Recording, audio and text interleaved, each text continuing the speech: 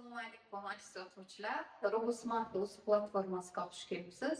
Bu platformadan siz robototexnika va dasturlashga oid bilimlaringizni oshirishingiz mumkin. Bugun biz ma'lumotlar tuzilmasi va algoritmlar tahlili kursining birinchi darsini boshlaymiz.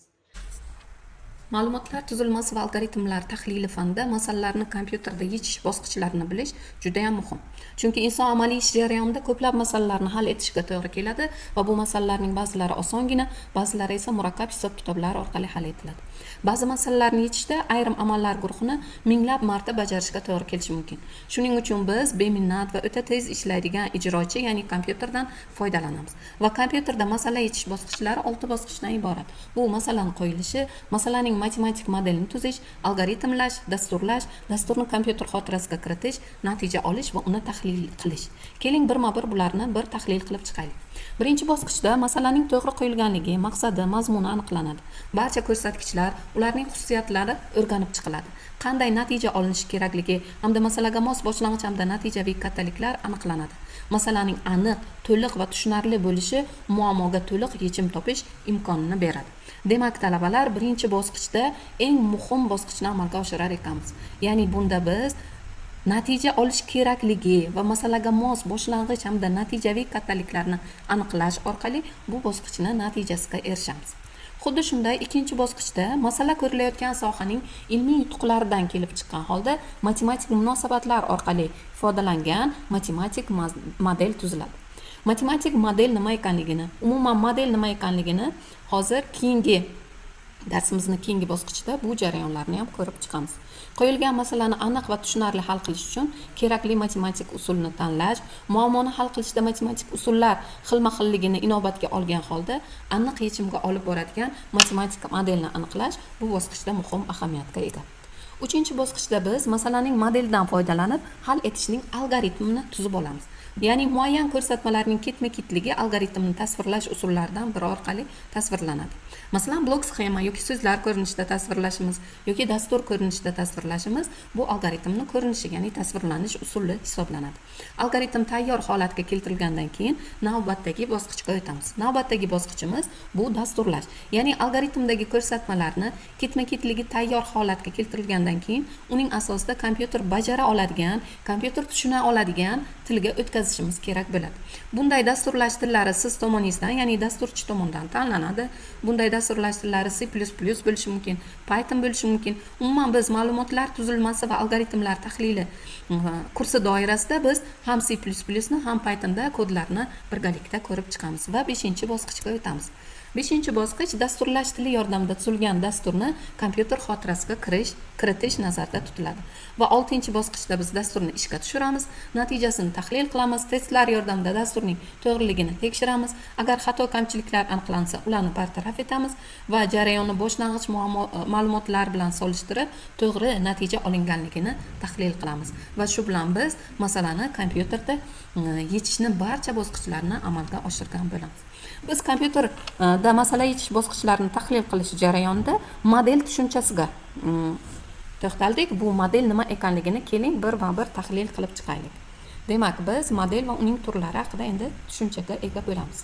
Model nima? Model bu tushunchani tushunish uchun avvalambor biz obyekt nima ekanligini va bu obyekt uchun model tushunchasi qanchalik muhim ekanligini bilishimiz zarur. Model bu biror bir haqiqiy obyekt yoki obyektlar tizimining obrazi yoki nusxasi bo'lib, u izlanish olib borilayotgan sohaning ma'lum talablariga javob bera oladigan nusxasi hisoblanadi. Xo'sh, modellashtirish nima? Modellashtirish bilish obyektlari, fizik hodisa yoki jarayonlarni ularning modellari yordamida tadqiq qilish, mavjud predmet va hodisalar modellarini yasash va o'rganadigan jarayon bu modellashtirish hisoblanadi. Hayotda obyektlarning modellari juda ham ko'p. Unga misollar keltirish mumkin. Masalan, oddiy ekranda ko'rib turganingiz misol bu yer sharining modeli, bu globus, ya'ni xarita hisoblanadi. Modellarning ayrim turlari bilan tanishib o'tamiz. Bular o'quv modellari, tajriba modellari, imitatsion modellar, o'yin modellari, ilmiy-texnik modellar. Bular foydalanish sohasi bo'yicha model turlari hisoblanadi. O'quv modellari bu o'qitish jarayonida ishlatiladi. Asosan ko'rgazmali qo'llanmalar, trenajyorlar, o'qitish vositalari bular o'quv modellariga kiradi. Tajriba modellari, masalan, samolyot qanotining modeli bu tajriba modeli hisoblanadi. Ya'ni bunda biz havo oqimlariga qarshiligini o'rganish uchun aerodinamik quvurda harakatini ko'rib chiqamiz. Imitatsion modellar bu voqelikni nafaqat turli darajadagi aniqlikda aks ettiradi, balki uni taqlid qilish orqali ham voqelikni, hodisani aks ettiradigan modellar imitatsion modellar deyiladi. O'yin modellari bu har xil o'yinlar, rivojlanuvchi iqtisodiy, harbiy tizimdagi o'yinlar, bular o'yin modellari hisoblanadi.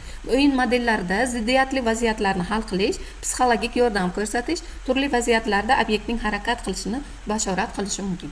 Ilmiy texnik modellar esa jarayon va hodisalarni tadqiq qilish uchun maxsus yaratiladi.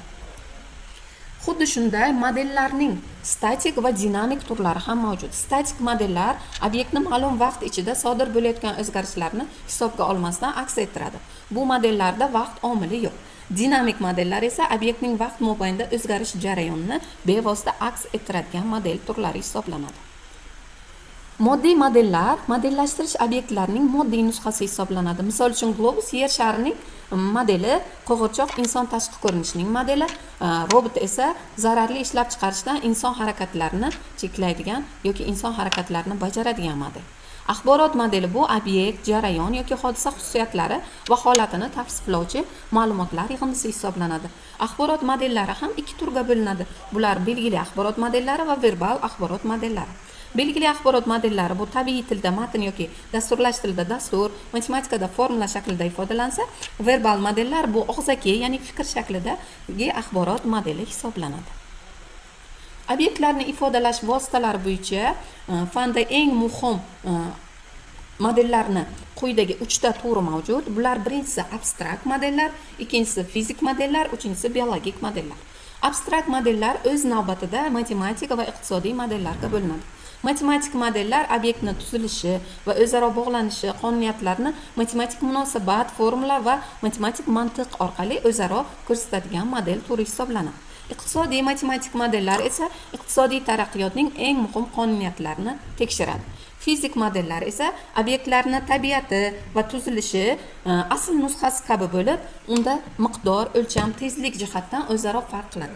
Masalan, samolyot, kema, avtomobil, poyezd bular fizik modellarga misol bo'la oladi. Biologik model turli jonli obyektlar va ularning qismlaridan, hujayra, organizm, to'qima va hokazolardan olingan biologik tuzilish, funksiya va jarayonlarni modellashtirishda qo'llaniladigan nusxa hisoblanadi. Biologik model odam va hayvonlarda uchraydigan ma'lum bir holat yoki kasallikni laboratoriyada sinab ko'rish imkonini bergani uchun ham juda muhim model turi hisoblanadi. Talabalar, ana endi biz model turlari bilan tanishdik. Endi berilganlarni strukturasi haqida tushunchaga ega bo'lamiz. Berilganlar strukturasi, ya'ni data struct, bu hisoblashda turli xil bir tipli yoki mantiqiy bog'liq ma'lumotlarni saqlash va qayta ishlashga imkon beradigan dastur birligi hisoblanadi. Ma'lumotlarni qo'shish, izlash, o'zgartirish va yo'qotish uchun biz ma'lumotlar tarkibi, uning interfeysini tashkil etadigan funksiyalar to'plamidan foydalanamiz. Va berilganlar strukturasini turli tiplarini o'rganish orqali biz mana shu interfeysni tashkil etuvchi funksiyalar to'plamini ham o'rganib boramiz. Berilganlar strukturasining qanday turlarini, har bitta turidagi funksiyalarni keyingi darslarimizda biz alohida ko'rib chiqamiz.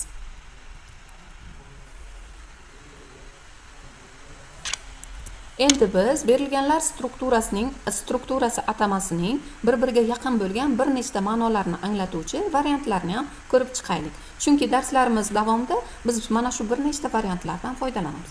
Ya'ni berilganlarning abstrakt turi, berilganlarning abstrakt turlarini realizatsiya qilish, ma'lumotlar tiplarining nusxasi, funksional dasturlash kontekstidagi o'zgarishlarda davom etadigan noyob identifikatorlar hammasi bu berilganlarni bir-biriga yaqin bo'lgan ma'nolarni anglatuvchi asosiy xususiyatlar hisoblanadi.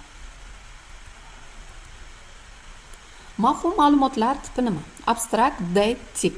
Ya'ni bu ma'lumotlar turlari uchun matematik model bo'lib, bu yerda ma'lumotlar turi, semantikasi foydalanuvchi nuqtai nazaridan aniqlanadi. Mumkin bo'lgan qiymatlar shu ma'lumotlar bo'yicha, amal turlari bo'yicha bajariladi. Demak, xulosa qiladigan bo'lsak, ma'lumotlar tuzilmasini o'rganishda bizga asosiy ma'lumotlar tipi, abstrakt tipi juda muhim o'rin tutadi.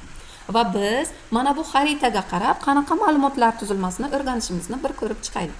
Demak, biz ma'lumotlar tuzilmasi bo'limi doirasida ma'lumotlarning chiziqli va nochiziqli strukturalarini o'rganamiz. Chiziqli strukturalarga indeks orqali murojaat qilinuvchi, to'g'ridan to'g'ri murojaat qilinuvchi, ma'lum qoida asosida murojaat qilinuvchi tuzilmalar kirsa, nochiziqli tuzilmalarga esa iyerarxik va guruhli tuzilmalar kiradi. Indeks orqali murojaat qilinadigan ma'lumotlar tuzilmasiga lug'at va hash jadvallar kiradi. To'g'ridan to'g'ri murojaat qilinadigan ma'lumotlar tuzilmasiga massiv, yozuv, fayllar kiradi. Ma'lum qoida asosida murojaat qilinadigan ma'lumotlar tuzilmasiga esa ro'yxat, stek, navbat va vektorlar kiradi. Endi ma'lumotlar tuzilmasining nochiziqli strukturalarini ham biz darslarimiz davomida o'rganamiz. Ulardan daraxt, piramida strukturalarini, guruh asosida shakllanadigan to'plam va graf strukturalarini birgalikda o'rganamiz. Demak, bugun biz ma'lumotlar tuzilmasi va algoritmlar tahlili fanida ma'lumotlar klassifikatsiyasi, undan tashqari kompyuterda masala yechish bosqichlari, model va uning turlari haqida ma'lumotga ega bo'ldik. Xo'sh, ma'ruzamizdan keyin sizga topshiriqlar RoboSmart o'z platformasida taqdim etiladi. Siz u topshiriqlarni bajarib, bilimingizni yanada rivojlantirishingiz mumkin. Shu bilan bugungi birinchi darsimiz tugadi. E'tiboringiz uchun rahmat.